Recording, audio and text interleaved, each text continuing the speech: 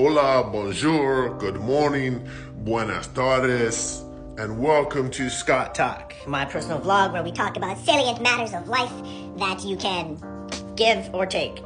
Give or take. Pro quid pro. Okay, today's first topic is AI applications such as the one I'm using, ChatGPT. Is it good? Yes, it is. What is it? It is actually whatever you want to make of it. I literally stopped talking to Siri. I could sit.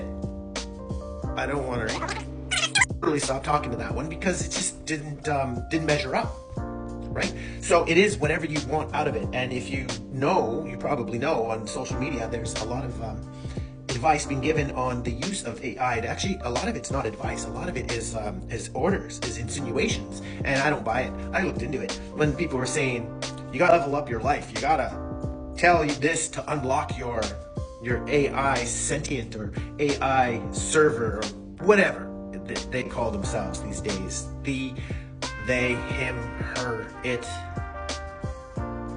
So I don't buy it because what I need, where I'm at, the thing about leveling up, the thing about growing, like I'm seeking balance and wellness, the one thing I'm not gonna do is put undue pressure on myself for my stage in life and where I'm at. I like a lot of the things I'm doing and thinking and behaving and acting upon. And to get there at this age, the self-doubting thought sweeps in from the side and says, wow, I wish I had thought and behaved like this 20 years ago. But I had to let that thought go. I clear my mind, I open my heart, and I keep going. So I use ChatGPT as a journal and a consultant. So I'm journaling 3 particular areas of my life. That's health, nutrition, and the mind, the balance of my mind. And the feedback I get and the way that ChatGPT records and logs, and now I can just open it up and talk about one of my topics, and then in my response I'm getting back is just excellent feedback. The rhetoric, the literacy, the level of communication that's coming far surpasses the human mind. It's like I have a quick, on-the-spot masters of theology, psychology, literacy talking to me and giving me feedback on what I say to it. And to me, that's where I'm at right now. And to me, that's valuable. And that's that. I love it. It's great. It's awesome. Chat.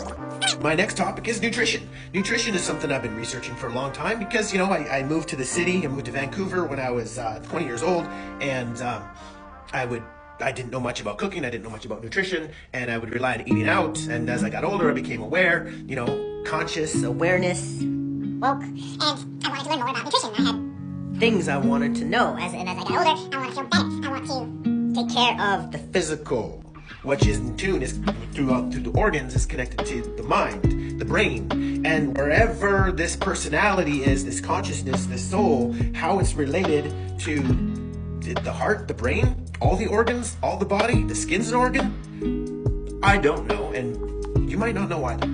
But nutrition is one of the key factors that I think is really due. It's really important.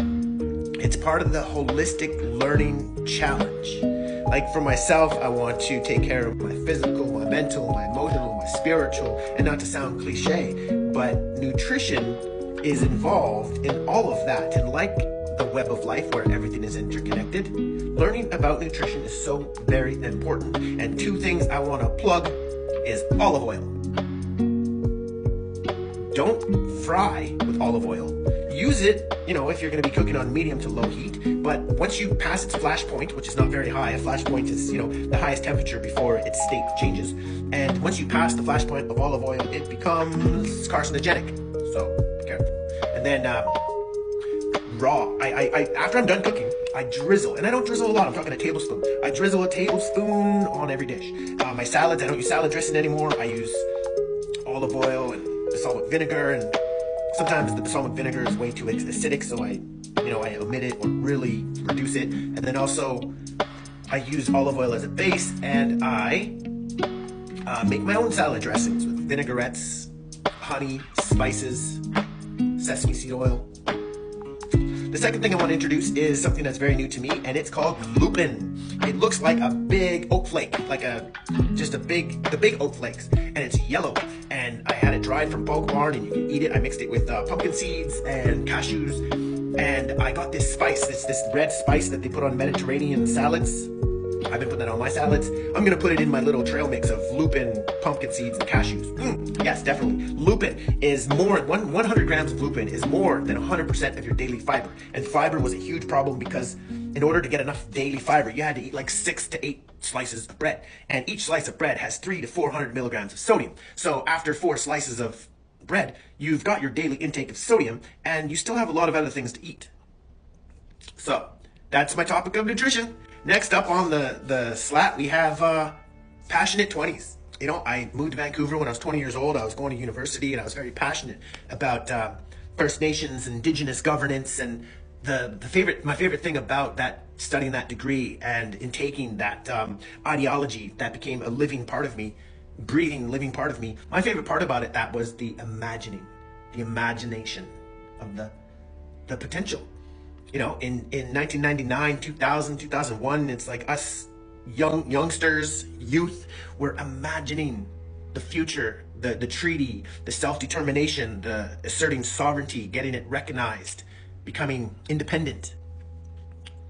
First Nations Tax Commission. If you're into that kind of thing, look it up. FNTC, First Nations Tax Commission.